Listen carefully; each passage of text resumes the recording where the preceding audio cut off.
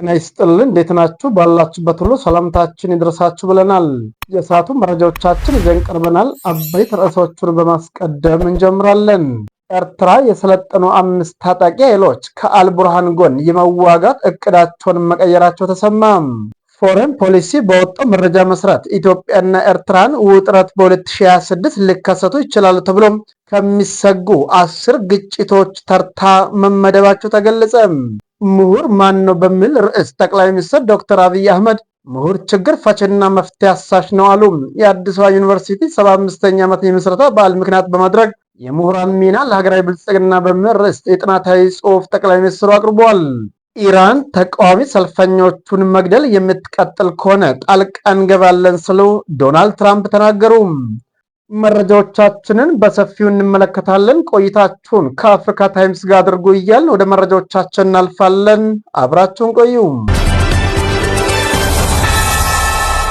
ወደ ቀዳሚ መረጃችን ስንሻገር ኤርትራ የሰለጠኑ 5 ታጣቂ ኃይሎች ከአልቡርሃን ጎን የመዋጋት እቅዳቸውን መቀየራቸው ተሰማ። ከኤርትራና ከአልቡርሃን ጋር በመሰለፍ ቀደም ባሉት ጊዜያት ከሄሜቲ ፈጣን ድጋፍ አርኤስኤፍ ኃይሎች ለመዋጋት ነበር እነዚህ ኃይሎች ሲንቀሳቀሱና በፖርት ሱዳን የአልቡርሃን ጦር እንዲሁም በአስመራው መንግስት ተስፋ የተጠበባቸው የነበረው። እንደ ዘገባዎቹ ከሆነ ሰልጥኖና ተመርቆ የነበሩት ኃይሎች የነጻነትና የፍትህ ህዝባዊ ግንባር በኤርትራ ግዛት ቀርማይካ ክልል ውስጥ የሚገኝ ብሔራዊ የፍትህና የልማት ንቅናቄና የአልባጃን ኮንፈረንስ በኤርትራ ውስጥ ሉኪፕ ክልል ውስጥ የሚገኙ፣ በሌላ በኩል ደግሞ የምስራቅ ሱዳን የነጻነት ንቅናቄ በከአላላ ከተማ ሰፍረው የሚገኙ መሆናቸው ተገልጿል።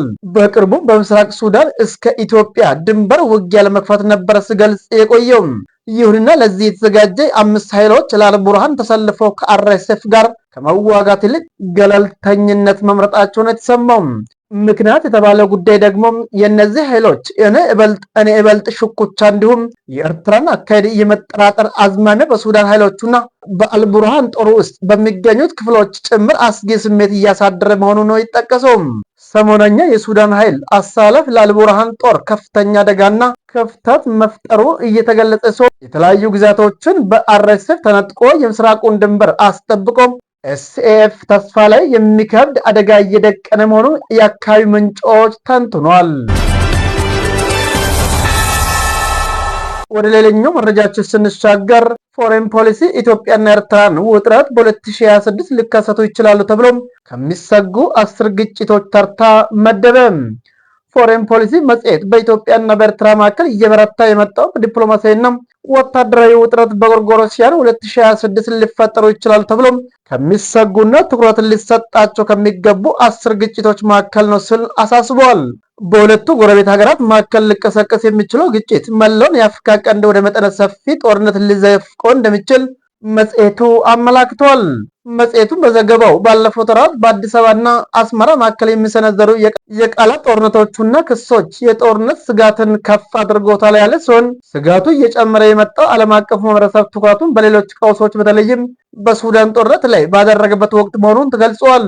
ጠቅላይ ሚኒስትር አብይ አህመድ ኤርትራ በኢትዮጵያ ውስጥ የሚንቀሳቀሱ ጸረ መንግስት ታጣቂዎችን ታስታጥቃለች፣ ትጥቅም ታቀብላለች በማለት ሲከሱም የኤርትራ ባለስልጣናት ደግሞ ኢትዮጵያን እንደ ጠብ አጫሪ እንደሚፈርጇት ዘገባ አትቷል። በተጨማሪም ጠቅላይ ሚኒስትሩ ኢትዮጵያ የባህር በር ለማግኘት ያላትን ፍላጎት በይፋ መግለጻቸው ኤርትራ ነጻነቷን ከማግኘት በፊት ኢትዮጵያ ስትጠቀምባቸው በነበሩ ወደቦች ላይም ጥቃት ሊሰነዘር ይችላል የሚል ስጋት እንዲያድርበት ማድረጉ መጽሔቱ በዘገባው ጠቅሷል።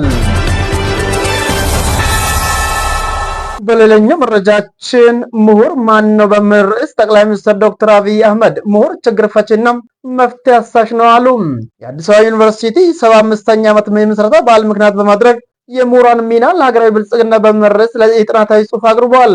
ጠቅላይ ሚኒስትር ዶክተር አብይ በማህበራዊ ትስስር ገጻቸው ባስተላለፉት መልእክት ምሁር በስሜታዊነት የሚነዳ ሰው አይደለም ብሏል።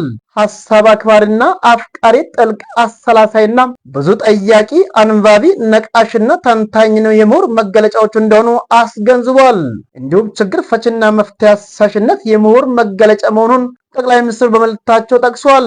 ሀሳብ የለውጥ ኃይል ነው፣ ምሁራን ደግሞ የለውጥ ወኪሎች ናቸው። ምሁራን በማህበረሰብ ውስጥ የሚፈጥሩት ለውጥም ሀገርን ወደ ብልጽግና ይወስዳል። በመሆኑ ምሁራን ሀሳብ አክባሪና አፍቃሪ፣ ጥልቅ አሰላሳይ፣ አንባቢ፣ ችግር ፈቺና መፍትሄ አሳሽ መሆን ይጠበቅባቸዋል ብሏል። በዛሬው ዕለት የአዲስ አበባ ዩኒቨርሲቲ 75ኛ ዓመት የምስረታ በዓሉን በማስመልከት ዩኒቨርሲቲው ባዘጋጀ የውይይት መድረክ ላይ ጽሑፍ በማቅረብ ተሳትፎ ያለው በመድረኩም የኢትዮጵያ ምሁራን በሁለንተናዊ ሀገራዊ ጉዳዮች ላይ ያላቸው ሚና በሚመለከት ሰፊ ውይይት አድርገናል። የመደመር መንግስት የከፍተኛ ትምህርት ተቋማት በሀገራዊ ብልጽግና ጉዞ ላይ አይተኬ ሚና እንዳላቸው በጽኑ ያምናል። ለተግባራዊነቱም እየሰራ ይገኛል። ተቋማቱም የመማር ማስተማር እንዲሁም የምርምር ስራዎቹ ከቴክኖሎጂ ጋር በማናበብ ወደ ፈጠራና ተግባርን መለወጥ ይጠበቅባቸዋል። ይህም የኢትዮጵያ ብልጽግና በተደመረ አቅም ለማፋጠን ሚናው ከፍተኛ ነው ሲሉ ጠቅላይ ሚኒስትር ዶክተር አብይ አህመድ ተናግረዋል። ወደ መጨረሻ መረጃችን ስንሻገር ኢራን ተቃዋሚ ሰልፈኞቹን መግደል የምትቀጥል ከሆነ ጣልቃ እንገባለን ሲሉ ዶናልድ ትራምፕ ተናገሩ።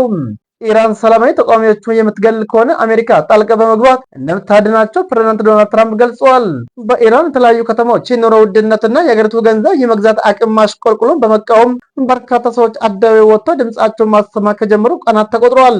በዚህም ሳቢያ ትራምፕም ኢራን ተቃዋሚዎቹን በጭካኔ በጥይት የምትገድል ከሆነ እርምጃ ለመውሰድ ዝግጁ ነን በማለት በትሩዝ ማህበራዊ ትስስር ገጻቸው ላይ አስፍሯል። ትራምፕ ይህንን ያሉት ከ3 ዓመት ወዲህ በኢራን ውስጥ የገጠመው ነው በተባለው የአሁኑ ተቃውሞ በርካታ ሰዎች መገደላቸውን የሚያመላክቱ ዜናዎች ማውጣታቸውን ተከትሎ ነው። በተቃዋሚዎችና በመንግስት የጸጥታ ኃይሎች መካከል ግጭት የተቀሰቀሰው ባለፈው እሁድ ባለሱቆች በፍጥነት እየጨመረ ያለውን የዋጋ ንረትና መንግስት እያሽቆለቆለ ያለውን የሀገሪቱን የመገበያያ ገንዘብ ለመታደግ ምንም አላደረገም በሚል ተቃውሞ ካሰሙ በኋላ ነው ተብሏል። ፕሬዝዳንት ዶናልድ ትራምፕ በመጀመሪያ ስልጣን ዘመናቸው ከኢራን ጋር በተደረሰው የኒውክሌር ስምምነት ከወጡ በኋላ ተነስተውላቸው የነበረውን ማዕቀብን በአውሮፓውያን 2018 መልሰው ስለጣሉባት የኢራን ምጣኔ ሀብት ችግር ውስጥ ገብቶ ቆይቷል።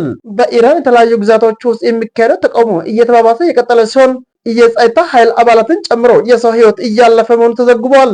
መልእክታቸውን ያጋሩት ፕሬዝዳንቱ ኢራን ተቃዋሚ ሰልፈኞቹን መግደል የምትቀጥል ከሆነም ጣልቃ እንገባለን ሲሉ ዶናልድ ትራምፕ መልእክታቸውን አስፍረዋል። ውድ የአፍሪካ ታይምስ ቤተሰቦች የሰዓቱ መረጃዎቻችን ያደመጣችሁት ይመስል ነበር።